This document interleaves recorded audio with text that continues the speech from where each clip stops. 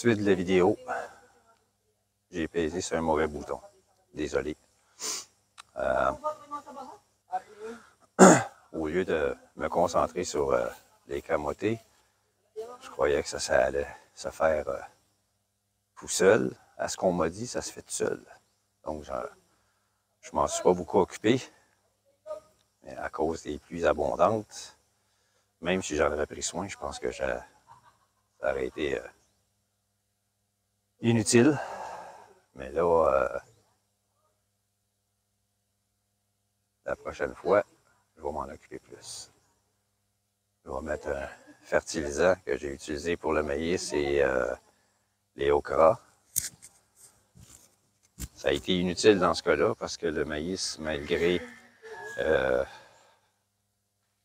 fertilisant que j'ai mis pour aider à faire de la feuille et des maïs, les pluies abondantes ont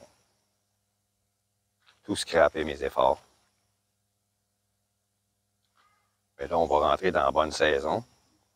Puis le maïs, j'ai réussi seulement à sauver 2 petits maïs que j'ai fait sécher les graines. Puis au lieu de planter ça en bas, je vais le planter dans le jardin. Fait que le maïs, au lieu d'en avoir pour vendre, je vais en avoir pour manger. Parce que là, j'en ai très peu mangé. J'en ai beaucoup perdu à cause des rats. Le long du bois, il y a des rats qui sortent de là. Le long du bois, comme ça, le long du voisin, il y a des rats qui sortent de là, surtout en bas. Puis c'est eux qui sont venus manger le maïs, puis une partie des camotés qui poussaient dans ce coin-là. Donc cette fois-ci, je vais mettre le maïs dans mon jardin ici. Je vais avoir plus de contrôle dessus. Puis en bas, dans la partie inondable, on a trouvé un endroit parfait pour planter certains arbres fruitiers. Donc on va se mettre là-dessus dans les prochaines semaines. Transplanter les arbres fruitiers. J'ai beaucoup de pomelos. Il va falloir que je trouve une place pour en mettre.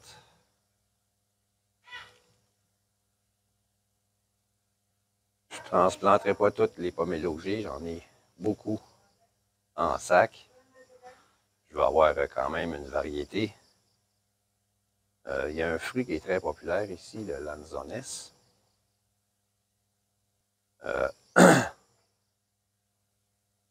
C'est très bon à manger, mais l'arbre est très gros. Donc la récolte n'est pas facile. J'en ai trouvé un autre, Longan. Lui aussi, il est apprécié. Et je trouve que le goût est meilleur que le lanzones. Puis les arbres restent plus petits. Donc,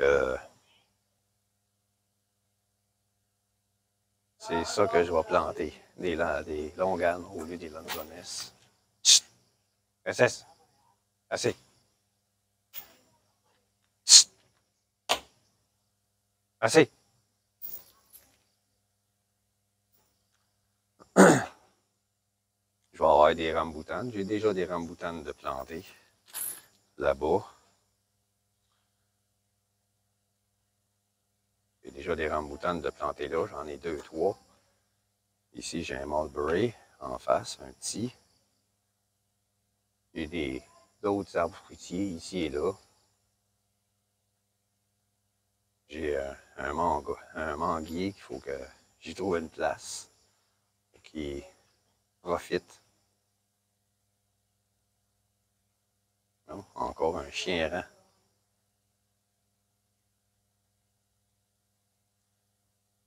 Depuis que les chiens du voisin sont morts du parvovirus, les chiens du voisinage viennent plus souvent. Il y en a un qui est venu hier 2 fois. Il a même essayé de monter sa terrasse. Il y a un chat qui a essayé de rentrer dans la maison hier aussi.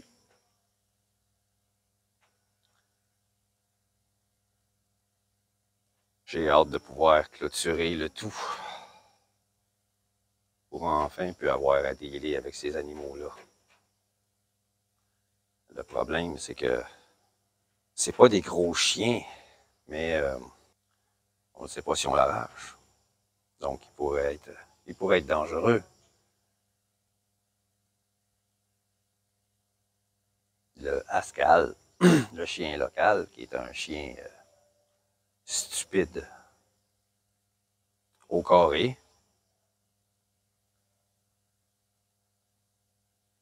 Un chien qui est pas fearless parce qu'ils sont pas bien braves. Quand tu passes, ils te regardent, puis après que tu es passé, ils jappent. Mais c'est des chiens qui sont quand même assez stupides, puis ils sont scavengers. Ils aiment ça rentrer dans les maisons et aller fouiller les poubelles. Donc, c'est le genre d'animal que je veux éviter. Et, pour un jardin, les poules, c'est pas l'idéal. Les poules en liberté, comme il y a ici, là, je fais des semences, puis ils passent le temps à gratter et à tout détruire. Donc, en ayant une clôture sur le tour de mon terrain, puis éventuellement, je vais aller faire de la cueillette de bambou en bas pour me faire un enclos autour de mon jardin. Je vais tout clôturer mon jardin avec du bambou. Si jamais les poules réussissent à passer par-dessus la clôture, mais là, c'est bien dommage, mais ils vont mourir. Je vais trouver un moyen de les tuer. Les voisins vont être avertis. Si les poules viennent chez nous, dans mon jardin encore, je les tue. Garde-les chez vous.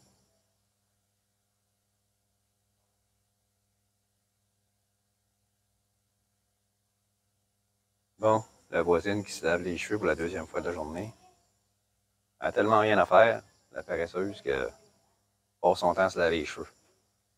Elle s'imagine qu'elle va être plus belle comme ça. Déjà que, comme on dit au Québec, elle n'est pas belle tout de suite.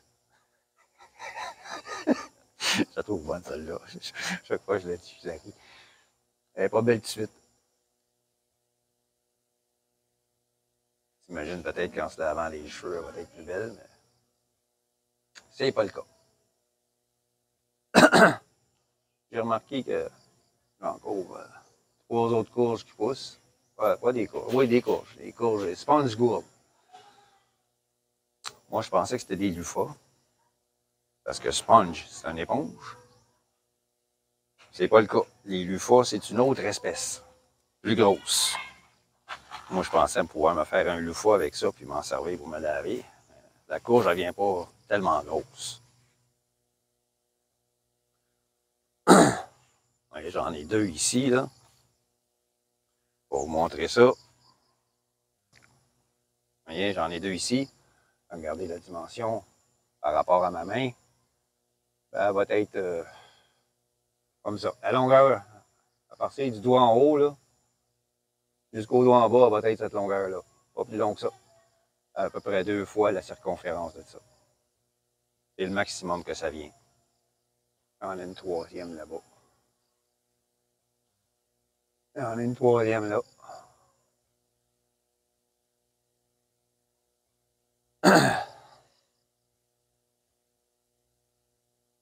Mes string beans, ils s'en viennent bien.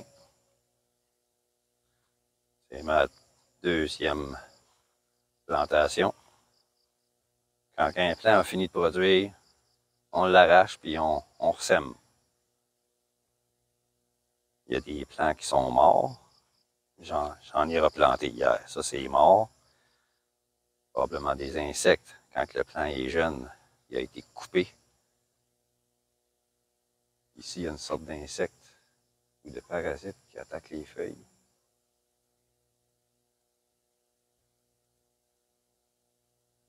Mais ça pousse.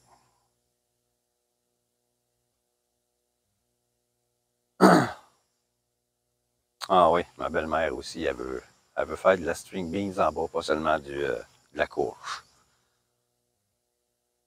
Elle veut faire des string beans. Comme moi je fais là, en treillis, là, avec ce que les autres appellent des straws.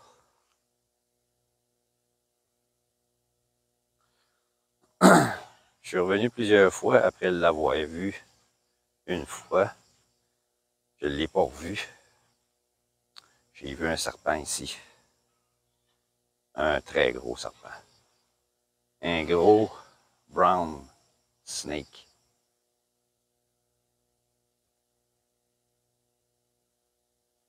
Il vit dans le coin ici, en quelque part. Il vit dans ça. J'avais un tas de bois ici que j'ai fait le ménage dedans parce qu'il y en avait qui étaient plus bons. C'est du bois de coco, puis ça se conserve pas tellement longtemps. Les termites rentrent là-dedans assez vite. J'en ai jeté beaucoup. Vous voyez, j'ai plusieurs morceaux de bois là, que j'ai jetés.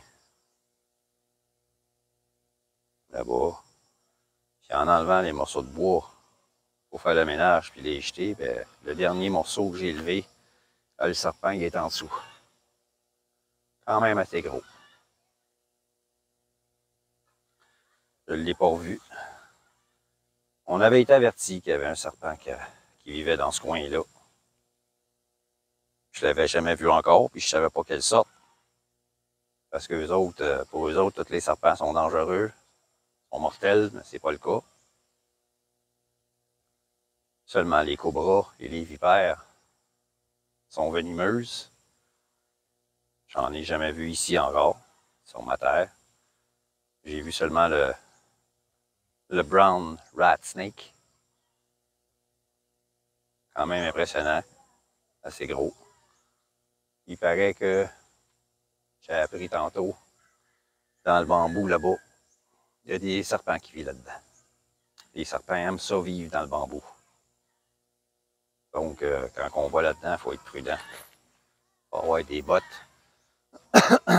se couvrir les jambes, au cas où il y aurait quelque chose de venimeux qui vivrait là. Parce qu'éventuellement, je vais aller faire la cueillette de bambou. On va demander aux voisins si je peux en prendre. On va faire de la cueillette de bambou là-dedans. Construire un kubo. Si c'est vraiment ce que ma belle-mère veut faire. Il va falloir qu'on trouve du bambou quelque part. Et puisque lui ne l'utilise pas, on vient demander si je peux en faire la cueillette gratuitement. Donc, ça va être ça pour cette deuxième partie de ma récolte, qui n'est pas très fructueuse, malheureusement.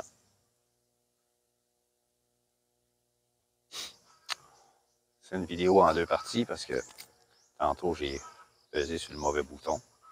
Ça a arrêté la vidéo, j'ai dû la repartir.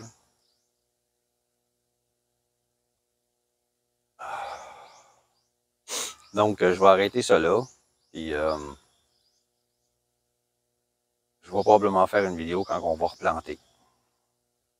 Pour vous montrer comment ça se fait. C'est pas tellement compliqué. C'est, comment je pourrais dire, c'est comme si, je l'ai montré hier, je pense. C'est comme si on coupait, on va vous montrer avec Burry ici. C'est comme si on coupait une partie, on enlève des feuilles, et on plante. On plante ça. Ça fait de la racine. C'est comme ça qu'on plante le camoté. C'est pas fait à partir de la graine. C'est trop long. On aime mieux prendre des tiges, puis les planter. Puis dans la terre mouillée, comme il y a ici présentement, c'est la même chose qu'on a en bas dans le jardin. Ça fait de la racine facilement, ça prend vite. Puis ensuite, quand il y a de la chaleur, ben là, ça se met à faire de la feuille.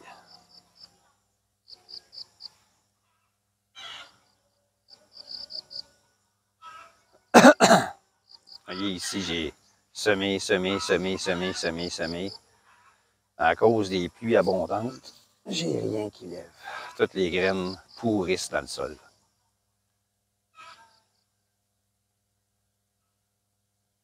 J'ai semé toutes sortes de choses.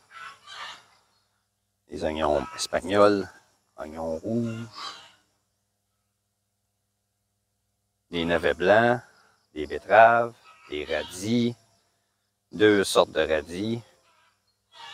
Il n'y a rien qui lève.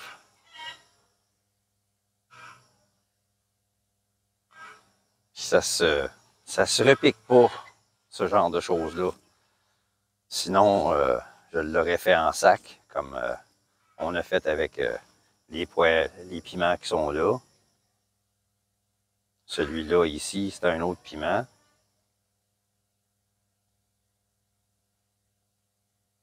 Ceux-là, ça peut se repiquer. Parce qu'on en a repiqué, on en a fait en sac. Ceux que j'ai là-bas, là, j'en ai des petits. Et tout ça, ça en est là. Tout ça, c'est des piments qui ont été partis en sac. C'est des sacs de ciment que j'utilise avec du sol mélangé que j'ai trouvé ici et là sur la terre. Ça, c'est tous des plants de piments, sauf ça, là. Ça, c'est un pechay. Mais les plants de piment comme ça, là, ça donne des piments qui ressemblent à des gros cayennes. Quand ils sont jeunes, ils sont juste un petit peu piquants. Si on les laisse vieillir puis venir plus gros, surtout si on les laisse rougir comme ça c'est fort. Mais celui-là, il va servir pour de la graine encore.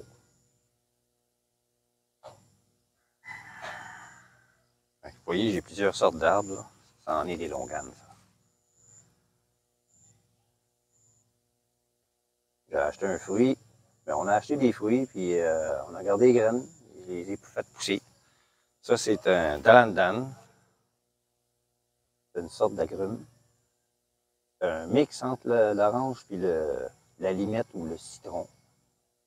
C'est très bon. L'extérieur et la pleure est verte. Et à l'intérieur, ça ressemble un peu à l'orange. Ça, c'est encore des longanes.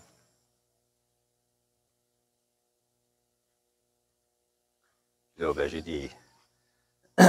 Ça, c'est un citron. Des citrons. Ça, c'est des pamplemousses. Celui-là, je me souviens plus. Je me souviens plus c'est quoi. Qu'est-ce qui est marqué sur le bâton?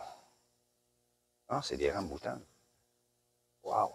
Donc, c'est ceux-là qu'on va planter en bas. Là, j'ai des... Encore des papayes. Manque de soleil.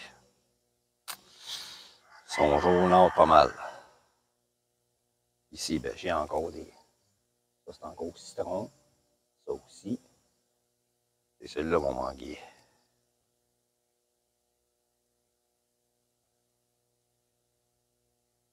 Ça, c'est un calamansi. C'est un genre de petit agrume, couleur limette, qui servent dans la cuisine. Ceux-là, ben ça, c'est perdu. Une chenille qui les a tout mangés. Ça, c'est encore le pamplemousse.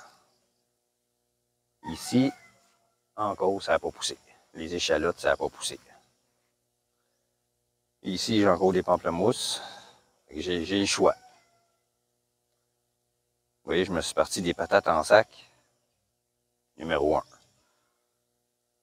Ma femme a essayé d'en planter dans le jardin. Les patates ont pourri. En sac, ça se draine plus facilement. Donc, je vais avoir des patates là-dedans. Ça, je me souviens plus c'est quoi. C'est un arbre fruitier. Ça fait longtemps que je l'ai. Ça fait 2 mois que je l'ai. Je vais demander à ma blonde, puis on va le transplanter en quelque part. C'est un des seuls que j'ai sauvé quand je suis parti de mon ancienne la maison, ce que je louais avant de m'en venir ici. Mes tomates cerises, j'ai quand même bien réussi. J'en ai en masse. Ça fait 3-4 fois que j'en prends. De temps en temps, j'en prends une, je la mange. Plus tard, j'en ai quelques-unes dans le frigo. Je vais me faire un sandwich aux tomates. Je m'ennuie de ça. Un bon sandwich aux tomates. Donc, 20 minutes. Je vais arrêter ça là. Puis, quand on va planter, dans les prochains jours, on va replanter. Je vais vous montrer comment ça se fait. Et ensuite, ben, on va probablement engager le monsieur, après qu'on ait vendu les camotés qu'on a. On va engager le monsieur pour faire d'autres rangs à l'autre bout là-bas, puis à ce bout ici, pour les nouvelles plantations. Donc, je vous laisse là-dessus. Ça va bientôt être l'heure de manger. J'ai entendu le clic-clic du poêle qui est arrêté. Ma blonde a tué un autre poulet ce matin. Et elle l'a fait cuire. Un Québécois aux Philippines, Yves, 61 ans, retraité. Je suis aux Philippines depuis plus d'un an, depuis août 2023. Plus exactement. 4 mois à Manille, 2 mois à Bataran, le restant ici, Mindoro Oriental. Je suis installé ici pour la vie. Si mon aventure vous intéresse, suivez-moi. Bye bye.